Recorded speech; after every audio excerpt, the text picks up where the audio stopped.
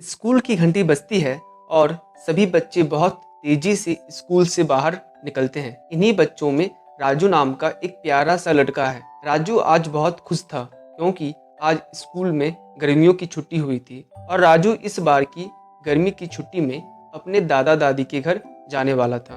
राजू घर पहुंचकर अपनी मम्मी से पूछता है कि हम लोग दादा दादी के घर कब जाएंगे। राजू की मम्मी कहती है, तुम हाथ मुंह धोकर खाना खा लो, तुम्हारे पापा आते ही होंगे, हम लोग आज ही दादा दादी के घर जाएंगे। राजू जल्दी जल्दी खाना खाता है। इधर उसके पापा भी आ जाते हैं। वे लोग गांव के लिए निकल पड़ते हैं।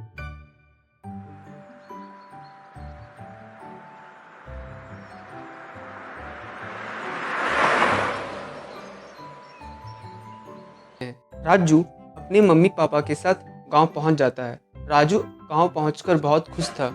राजू अपने दादा दादी से बहुत सारे बातें करता है। गांव में राजू को अपने दोस्त नन्हे से भी मिलना था। राजू नन्हे के साथ मिलकर इस बार की गर्मी की छुट्टी में बहुत मजे करने वाला था। सुबह होती है और नन्हे भी राजू से मिलने आ गया था। नन्हे से मिलकर राजू बहुत खुश था। राजू नन्हे के साथ गांव घूमने निकल पड़ता है। घूमते घूमते राजू और नन्हे बगीचा पहुंच जाते हैं। बगीचे में बहुत सारे आम होते हैं। इतने सारे आम को देखकर राजू बहुत खुश हो जाता है। वे दोनों बगीचे में खेलने लगते हैं। तभी उनका ध्यान एक बहुत पुराना और विशाल पेड़ की तरफ जाता है। जब वे दोनों पेड़ को ध्यान से देखते हैं तो उन्हें पेड़ की छाल पर कुछ रहस्यमय चिन्ह बने हुए दिखते हैं। जैसे ही वे दोनों पेड़ के नज़दीक जाते हैं, पेड़ से कुछ आवाज़ें आती हैं। वे दोनों आवाज़ को सुनकर थोड़ा डर जाते हैं। तभी पेड़ ने एक संदेश दिया, जो भी मेरी पहेली सुलझाएगा उसे मिलेगा एक अनमोल उपहार। क्या तुम लोग तैयार हो? राजू डरते हुए बोलता है, हाँ हम तैयार हैं। तो पहली पहेली है, बोल नहीं पाती हूँ मैं, सुन नहीं पाती हूँ मैं, बिना आंखों के अंधी हूँ मैं, पर सबको राह दिखाती हूँ मैं। राजू और नन्हे थोड़ी देर सोचते हैं। कुछ देर सोचने के बाद राजू कहता है, इसका सही जवाब है पुस्तक। पेड़ कहता है, सही जवाब। तो दूसरी और अंतिम पहेली का जवाब देने के लिए तैयार हो? वे दोनों इस बार बहुत खुश होकर कहते हैं, हाँ हम तैयार हैं। तो दूसरी पहेली है, देखी रात अनोखी बरसा, सारा खेत नहाया इस वर्षा में, पानी तो पूरा शुद्ध था पर पी ना कोई पाया। फिर वे लोग थोड़ा अपना दिमाग लगाते हैं। ये उनको थोड़ा मुश्किल लग रहा था। थोड़ी देर सोचने के बाद नन्हे कहता है, इसका जवाब है ओस। पेड़ कहता है, सही जवाब। जैसे ही वे दोनों दूसरी पहेली का जवाब देते हैं, पेड़ में एक गुप्त दरवाजा खुलता है।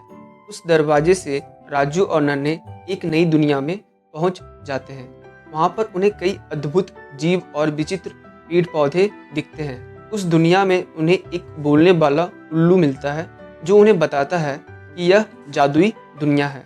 उल्लू ने कहा कि ये सारे जीव कई सौ वर्षों पहले इसी धरती पर रहते थे, लेकिन धीरे धीरे ये विलुप्त होने लगे, इसलिए इनके लिए एक जादुई दुनिया बनाई गई।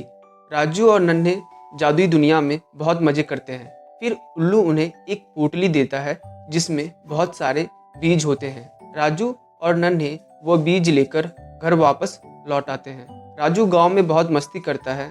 अब उसकी गर्मी की छुट्टी भी खत्म होने वाली थी। वह अपने दोस्त नन्हे और दादा दादी को अलविदा करके शहर वापस चला आता है। राजू वह पोटली भी अपने साथ शहर ले आता है। राजू उन बीजों को अपने घर के आसपास लगा देता है। कुछ ही दिन में वे सभी बड़े हो जाते हैं और हर तरफ रंग बिरंगे फूल और हरे भरे पेड़ हो जाते हैं। राजू की यह गर्मी की छुट्टी उसकी सबसे यादगार छुट्टी बन गई थी। उसने न सिर्फ एक जादुई दुनिया की खोज की, बल्कि बहुत सारे पेड़ भी लगाए। राजू ने नन्हे से वादा किया कि वह हर साल गर्मियों की छुट्टी में गांव ही आएगा। तो दोस्तों, आपके लिए भी एक पहेली है। नहीं सुदर्शन चक्र मगर मैं चक्री जैसा घूमता, सिर के ऊपर उल्टा लटका, फर्श पर नहीं उतरता। इसका जवाब आप कमेंट में दे सकते हैं और आपको ये कहानी कैसी लगी कमेंट में ज़रूर बताना और चैनल को सब्सक्राइब भी कर देना।